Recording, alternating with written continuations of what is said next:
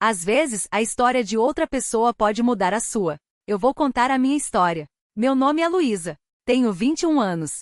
Moro em Campinas com minha mãe e o novo marido dela, Ricardo. Ele tem 46 anos e não é meu pai, nem de longe. Mas desde o primeiro dia, ele agiu como se me conhecesse a vida toda. Sempre atencioso, sempre por perto, e sempre perto demais.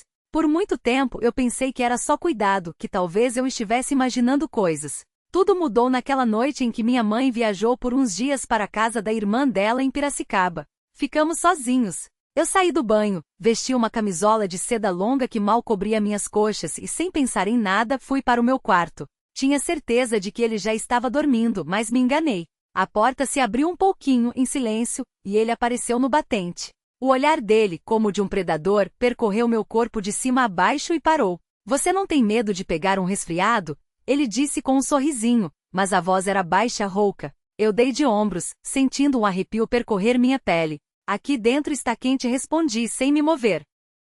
De repente ele se aproximou tão perto que senti o cheiro suave do seu perfume masculino, e disse baixinho, mesmo assim veja alguma coisa, senão eu perco o fio dos meus pensamentos. Eu sorri sem me mexer e perguntei, e no que você estava pensando? Ele não respondeu, apenas me olhou de um jeito que ninguém nunca tinha me olhado antes e então disse, eu achava que você tinha apenas crescido, mas acontece que você é perigosa. Ele se virou e saiu, deixando a porta entreaberta e eu, com o coração batendo descontroladamente. Fiquei parada por alguns segundos, escutando o silêncio. O coração martelava como um louco. Uma excitação estranha se espalhava pelo meu peito, como se eu tivesse cruzado uma linha invisível, e agora não pudesse mais voltar atrás.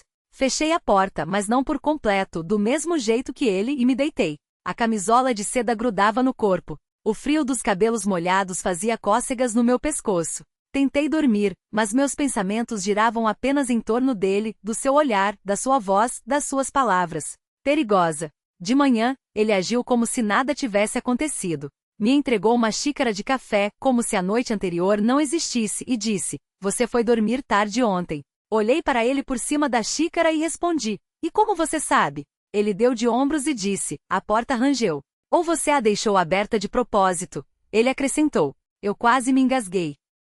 Ele se levantou, aproximou-se, inclinou-se e sussurrou, se você está jogando, saiba que eu também sei jogar. Naquele momento eu entendi, nós dois havíamos começado um jogo do qual não sairíamos os mesmos. O dia todo foi como se estivéssemos circulando um ao outro, como dois predadores antes do ataque. Ele chegava perto demais, tocava minha mão ao passar, e cada vez olhava nos meus olhos por um pouco mais de tempo do que o necessário. Eu fingia que estava tudo bem, mas por dentro tudo queimava. À noite, vesti de propósito a mesma camisola de seda e fui até a cozinha pegar água. Ele estava sentado à mesa, lendo algo no notebook. Levantou os olhos e eu percebi como seu olhar deslizou pelas minhas pernas, parando na coxa, onde o tecido se abria um pouco. Você está com ela de novo, ele disse calmamente, mas a voz denunciava a tensão. Aproximei-me e apoiei-me na mesa como se fosse por acaso. Ela é confortável, respondi. Ou te incomoda? Ele fechou o notebook e disse, não incomoda.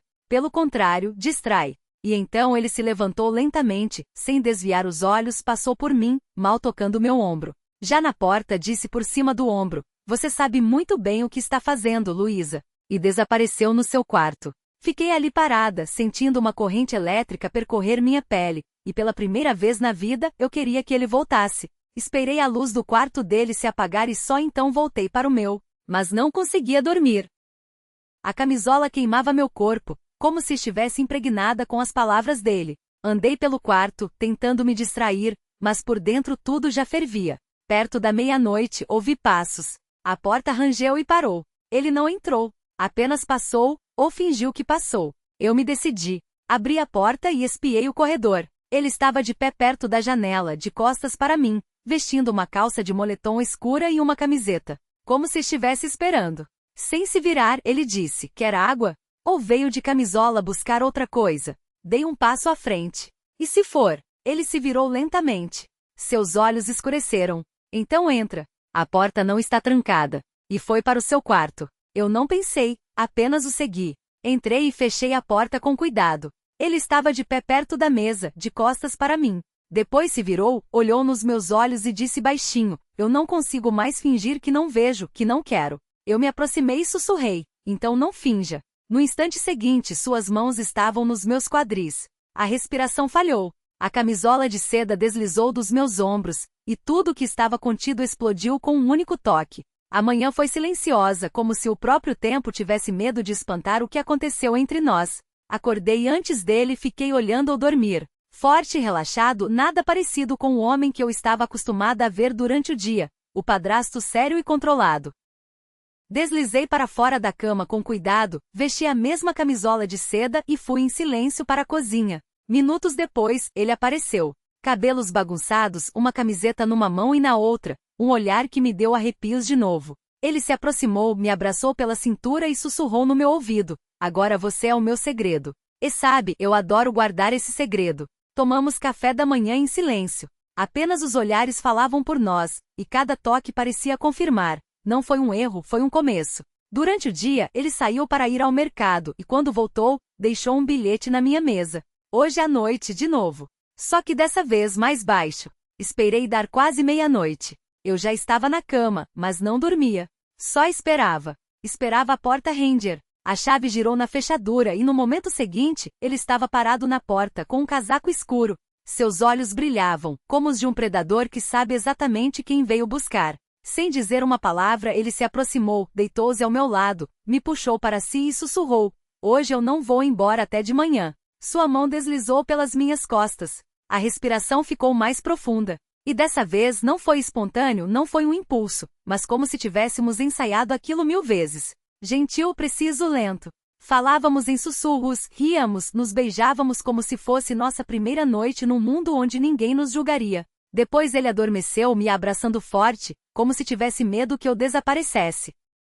E eu fiquei ali, deitada ao lado dele, pensando: que estranho, aquilo que eu tanto temia no início se tornou algo sem o qual eu já não conseguia respirar. Na manhã seguinte, tudo era diferente. Não havia mais olhares sem jeito, pausas tensas. Pelo contrário, a casa de repente ficou leve, como se as próprias paredes tivessem aceitado nosso segredo e prometido ficar em silêncio. Ele preparou o café, eu fiz os ovos mexidos. Sorríamos um para o outro como se vivêssemos assim desde sempre. Em certo momento ele se aproximou por trás, beijou meu pescoço e disse: sabe, eu nunca pensei que isso fosse possível, mas eu estou feliz. Eu me virei, olhei em seus olhos e sussurrei: eu também. Mas precisamos ter cuidado. Ele concordou com a cabeça, me abraçou forte e pela primeira noite, foi como se o mundo inteiro tivesse desaparecido e só restássemos nós. Naquela noite, ele não entrou apenas no meu quarto, ele entrou em mim, na minha alma, na minha essência. Não como padrasto, não como um homem, mas como aquele que conhecia cada ponto, cada arrepio do meu corpo. Ele olhava nos meus olhos, sem desviar o olhar, e sussurrava coisas tão profundas. Eu ficava sem ar, não pelo ritmo, mas pela forma como ele me sentia, como se lesse meus pensamentos. Os movimentos eram firmes, intensos, mas cada um contido no limite, como se ele pudesse rasgar tudo, mas não quisesse me quebrar, apenas me tomar por completo, para sempre. Ele mantinha as mãos nos meus quadris, como se tivesse medo de me soltar, e eu gemia o nome dele de novo e de novo, como se com aquele som tentasse segurar a eternidade. E quando tudo começou a pulsar de tensão, ele se inclinou e sussurrou no meu ouvido: você é minha. Está dentro de mim, sob a pele, sob o coração, para sempre. E depois acrescentou com um sorriso: e sim, demorou, mas eu ainda não terminei. Eu entendi, aquela noite se tornaria a lenda do meu corpo. Passaram-se alguns meses. Nossa vida em Paraty parecia um conto de fadas. Eu me entreguei completamente ao papel de sua mulher, dona da sua casa, sua musa. Ricardo parecia ter florescido. Sua oficina náutica prosperava, e à noite ele me esperava com um jantar preparado por ele mesmo. Numa dessas noites, quando voltei cansada do café, ele me esperava na porta com um buquê de flores do campo. Você está especialmente linda hoje, Luísa, ele disse, e seus olhos brilhavam de ternura. Eu sorri. Estava com um vestido de verão simples, mas a sensação do seu olhar me fazia sentir uma rainha. Ele passou os dedos pela alça do meu vestido, descendo-a levemente pelo meu ombro, e sussurrou: lembra como tudo começou? Com aquela camisola. Eu assenti, e ele me pegou no colo e me levou para o quarto. Agora eu sempre vou te despir, disse ele rindo. Mas um conto de fadas não pode durar para sempre. Certa noite, quando estávamos sentados na praia, ele de repente ficou sério. Luísa, eu não posso mais ficar calado. Preciso te contar uma coisa. Meu coração deu um pulo.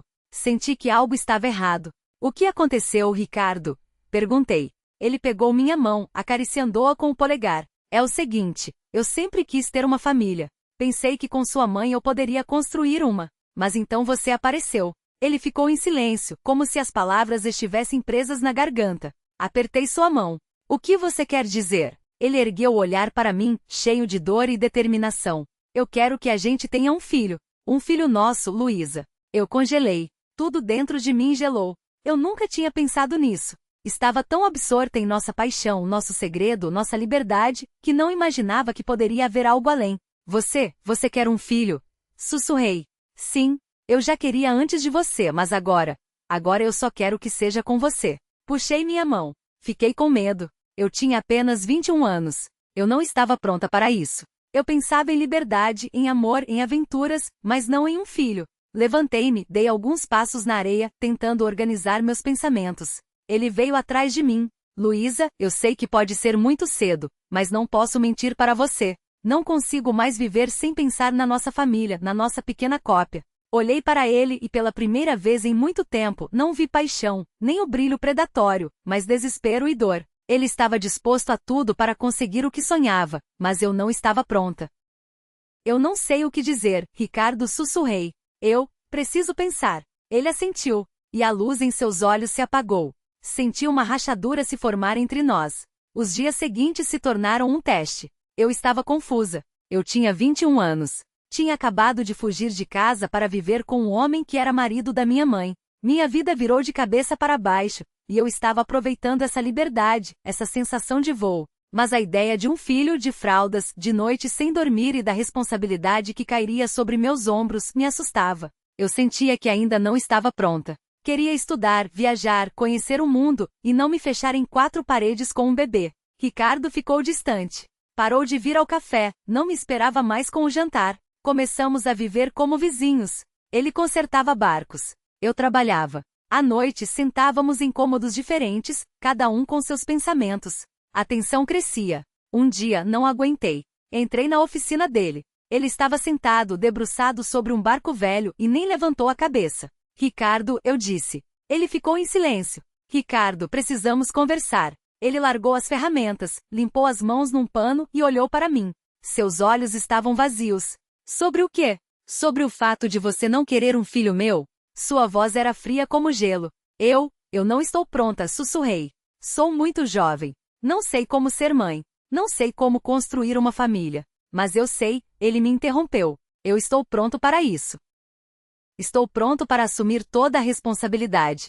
Estou pronto para trabalhar dia e noite para que a gente tenha tudo o que você sonha. Eu estou pronto para ser pai. Mas eu não estou pronta para ser mãe. Não agora. Minha voz tremeu, e senti as lágrimas escorrendo pelo meu rosto. Eu te amo, Ricardo, mas não posso te dar o que você quer. Ele se aproximou, me abraçou, e eu senti como ele tremia. Eu sei que é difícil, minha menina, mas eu te amo. Esperei por você a vida toda, e não posso desistir de você. Pense, por favor, apenas pense. Seremos felizes, eu prometo. Teremos uma família completa, como eu sempre sonhei. Ele me beijou ternamente na testa e depois saiu da oficina, me deixando sozinha na escuridão, entre os cheiros de madeira e mar. Ricardo, sussurrei. Corri para o cais. Lá fora já estava escuro, apenas a lua iluminava o caminho. Quanto mais eu me aproximava, mais altos ficavam os gritos. Mas não eram os gritos de Ricardo, eram os gritos de pescadores. Vi que algo estava errado. Havia muitas pessoas no cais. Eles apontavam para o mar. Corri para mais perto e vi que o barco dele estava virado. Não havia ninguém por perto. Meu coração parou. Ouvi um dos pescadores dizer. Ele estava lá. Disse que queria ir para longe da costa, mas estava bêbado. Ele caiu. Tentei ajudar, mas ele foi para muito longe. Eu gritei. Meu mundo desabou em um instante. Eu não conseguia acreditar.